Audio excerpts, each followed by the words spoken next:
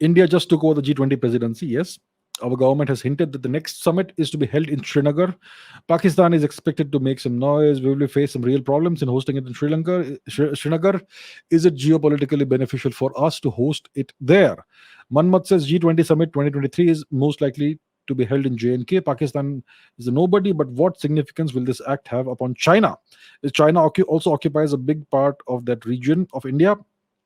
Raghav says India is planning to keep G20 meet of commerce ministers in Kashmir. What do you think will be the geopolitical consequences of the same? Okay, so most likely, so even I've been hearing this for the past few months that maybe the next G20 summit or some part of it, some portion of it, will be held in Kashmir, maybe in Ladakh, maybe in Srinagar, somewhere else, but in Kashmir, right?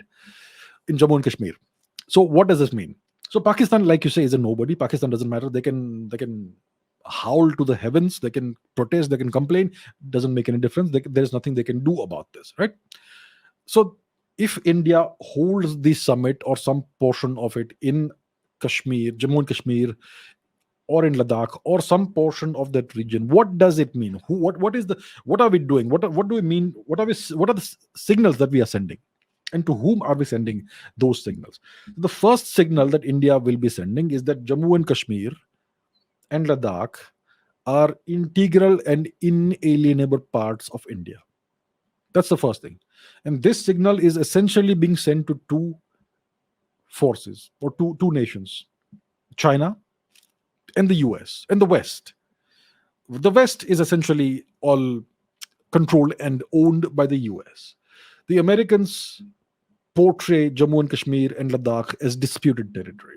Right? The Americans have been doing this for the past 60, 70 years. They portray it as a disputed territory. So if India holds the summit there, it's an assertion to the Americans that this is Indian territory. And then the Americans will also have to come and attend. So if they do come and attend, it means they're assenting and they're agreeing to the fact that this is Indian territory, symbolically.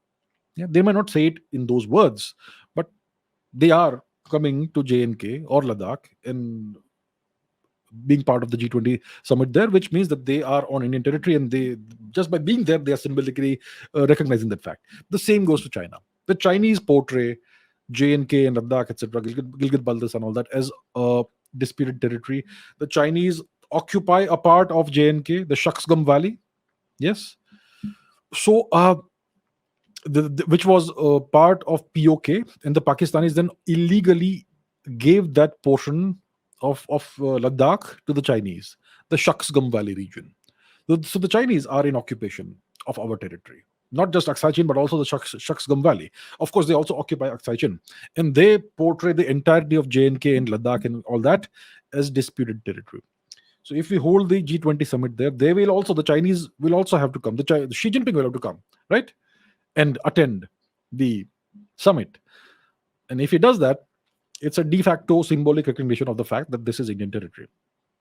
He may not say it, but that's how it goes.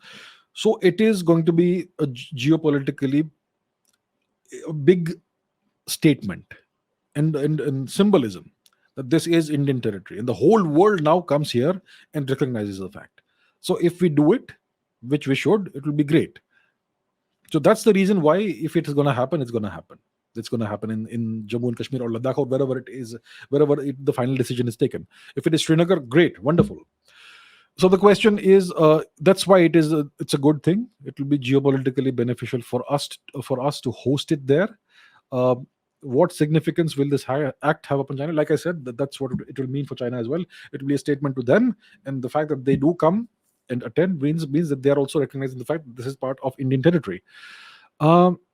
So that's what it is. Now, what about the security situation? Will there be any security problems?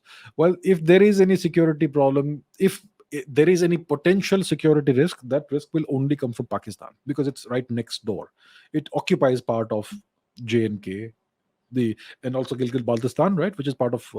So that is illegally occupied by Pakistan, and they have this history of fomenting terrorism in J&K. So if there is anything whatsoever which could happen, terrorism or any security issue, it can only be via Pakistan. And obviously the Pakistanis will be forewarned. They'll be told, if anything goes wrong, doesn't matter who does it, we're going to blame you and we're going to make you pay the price for it. So that's a guarantee. So the Pakistanis will know that when this big G20 meeting summit is happening, if anything whatsoever happens, even if it's not your fault, we're gonna blame you. So I'm sure they will be made to behave, and because see, this government knows how to make Pakistan behave. Before 2014, there were terrorist attacks in India almost every week. There's this whole list you can find on various websites, including Wikipedia. Dozens, hundreds of terrorist attacks in India before 2014. Every week, almost every day in some part of India. After 2014, everything ends. Everything stopped because this government has a very hardline policy against terrorism.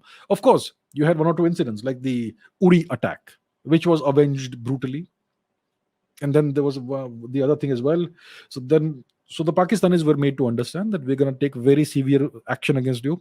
The surgical strikes in the Balakot airstrike were two examples of that, and we can escalate it much further. So the Pakistanis know that they can play with fire. So I think it will go off safely, securely. If anything happens, the Pakistanis will be made to pay a very, very heavy price for it. So I'm sure they will not do any nonsense, any mischief. So that's about the possibility of the G20 summit, the next one, the 2023 G20 summit happening in maybe Srinagar, maybe somewhere in J&K and Ladakh. That'll be great. I think we should do that.